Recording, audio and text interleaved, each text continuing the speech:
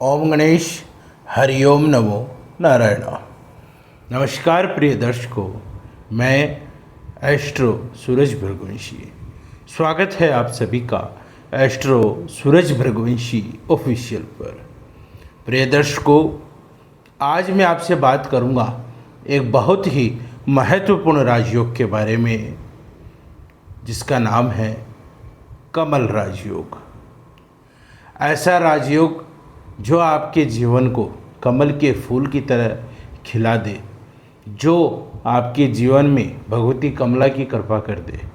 ऐसा राजयोग जो यदि कुंडली में बन जाए तो व्यक्ति को किसी भी प्रकार से चिंता करने की आवश्यकता नहीं होती है। यह मात्र एक ऐसा राजयोग है जो बहुत रेयर होता है और बहुत ही कम कुंडलियों में इसका निर्माण होता है। प्रिय दर्शकों, राजयोग अर्थात व्यक्ति की सफलता का राजयोग या यूँ कहें व्यक्ति को राजा के समान या राजा के जैसा बना देना। प्रिय दर्शकों, राजयोग हमारे जीवन में किए गए पुण्य कर्मों का फल होता है जो हमने पूर्व जन्म में कर रखे हैं।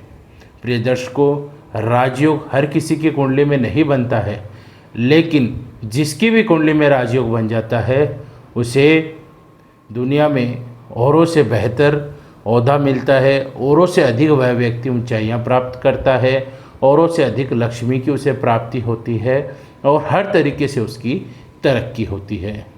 तो मैं आपको बताऊंगा कमल राजयोग के बारे में।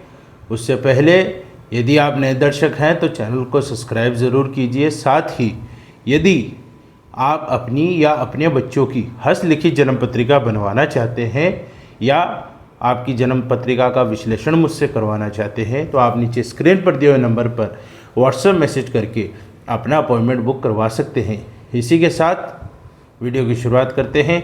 ध्यान दीजिए बोर्ड की तरफ। कमल राजयोग। प्रिय दर्शकों, आपको समझाने के लिए यहाँ मैंने कुंडली पर भी बनाया है और नियम भी इसके लिख रखे हैं। कमल राजयोग का नियम क्या कहता है कि जब सारे ग्रह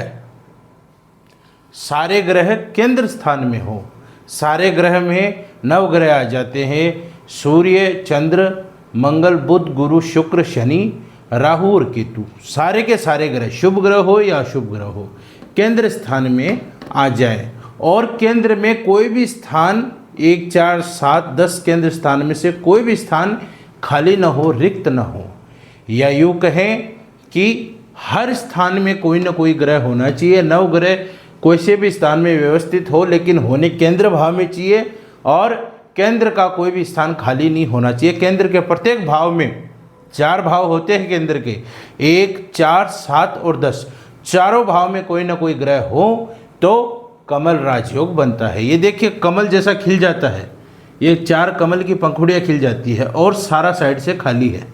हर ग्रह देखो, पहला ग्रह भरा हुआ है, चौथा, 7वां, 10वां ग्रह भरा हुआ है। इसके अलावा देखो दूसरा, तीसरा, 5वां, 6वां, 8वां, 9वां और 11वां, 12वां, ये सारे घर खाली हैं। तो ये कमल राजयोग का निर्माण होता है। अब मैं आपको बताता हूँ कमल राजयोग के फल के बारे में। प्रिय दर्शकों, कमल राजयोग में जिस भी व्यक्ति विशेष का जन्म होता है वह व्यक्ति शरीर से स्वस्थ होता है, निरोगी होता है। बोलने में वह व्यक्ति चतुर होता है। जब भी बोलेगा ऐसा बोलेगा जो लोगों को पसंद भी आए और इसमें इस व्यक्ति का काम भी निकल जाए, इसकी बात सही स्पष्ट हो जाए, ऐसा बोलेगा।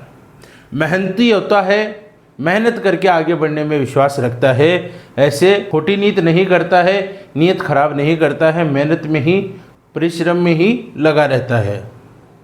धनीमानी होता है। जिस व्यक्ति के जीवन में कमल राजयोग होता है, माँ भगवती कमला की कृपा उस पर सदा बनी रहती है। धनीमानी होता है, पैसे उसके पास आते रहते हैं। मान सम्मान में उसकी वृद्धि होती है, ऊंची पद प्रतिष्ठा प्राप्त करता है। वह व्यक्ति यदि किसी भी क्षेत्र में वह कार्यरत है तो वहाँ पर उसका जो पद होगा वो औरों से ऊंचा होगा।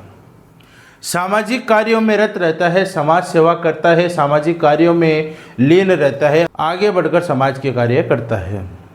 सर्व सुखों को भोगने वाला। जीवन में जितने भी व्यक्ति के सुख होते हैं वो सारे सुख इस व्यक्ति को प्राप्त होते हैं जिस व्यक्ति के जीवन में कमल राजयोग होता है। तो ये हुआ कमल राजयोग। तो मैं आशा करता हूँ मेरे सभी दर्शक कमल राजयोग के बारे में अच्छे से समझ पाए हों। आपको यह वीडियो कैसा लगा लाइक व कमेंट करके ज़रूर बताएं। नए दर्शक हैं तो चैनल को सब्सक्राइब ज़रूर कीजिए, क्योंकि आपके सब्सक्राइब करने से ही यह चैनल, यह परिवार बड़ा बन पाएगा और अधिक से अधिक लोगों तक ज्योतिष एवं वास्तु की जानकारियाँ पहुँच पाएंगी। और हाँ, यदि आप अपनी या अपने बच्चों की हस्तलिखित जन्म पत्रिका बनवाना चाहते हैं या उनकी जन्म पत्रिका का विश्लेषण मुझसे करवाना चाहते हैं तो आप नीचे स्क्रीन पर दिए हुए नंबर पर व्हाट्सएप मैसेज करके अपना अपॉइंटमेंट बुक करवा सकते हैं। इसी के साथ अपनी वाणी को विराम देता हूँ। धन्यवाद। जय भैरव।